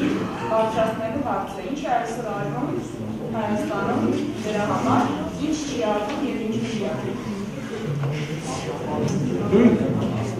Միանշանակ համաձայն եմ, որ զինվորի ռազմական ոգին բարձրացնելը կարևորագույն խնդիր է ու դրա մասին ես խոսեցի ինձ թվում է։ Ինչ է արվում։ Զուտ զինվորական գերատեսչության շրջանակներում կան մշակված միջոցառումներ, տենց հիմա հատ եթե թվարկեմ, կարող է սխալվեմ, կարող ավել ասեմ կամ պակաս, ամենայն դեպս կա։ Սկսած հանդիպումներ, ասենք, ինչ-որ հայտնի մարդկանց հետ, սկսած գրականություն, սկսած ասենք ունեն պատրաստության ժամեր, որտեղ հայրենասիրական պատրաստվածության ինչ-որ ժամեր են անցնում, դա կոչվում է համապետական ինչ-որ քաղաքական պատրաստության ժամեր։ Ազգայնասիրական միջոցառման խանգարումը։ Մենք պայմանավորվեցինք նախորդ անգամ, որ դուք կարող եք առաջարկներով հանդես գալ եւ մի առաջարկ եղավ, ասած մեր համագործակցությունը բանակի հետ։ Այդ առաջարկը շատ պարզ էր, եղավ որ եկեք ինչ-որ գրքեր համակենք եւ ձեր կողմից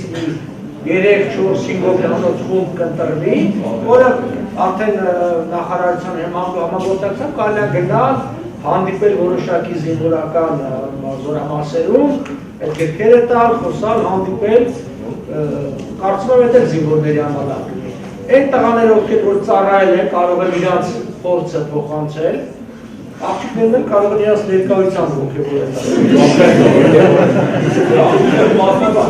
Եթե ուրիշ առաջարկներ են կլներ, ուրիշ կոնկրետ առաջարկներ, եկեք քննարկենք։ Հիմա ժամանակ չկա բնականաբար, բայց ուրիշ արդյոք կարանք նստենք կոնկրետ, եթե կա կոնկրետ առաջարկ,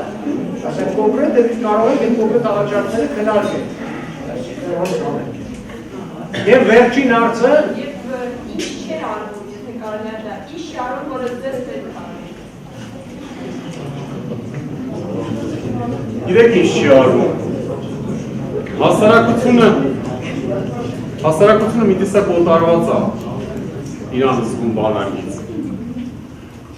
Հեսա բացատրեմ ինչ նկատի ունեմ, կարող եք նույնիսկ չհամաձայնել, ուրախ կլինեմ, եթե հիմնավոր եք անհամաձայնությունը։ Հասարակությունը համարում է, որ այդ մարդը ընկավ բանակ,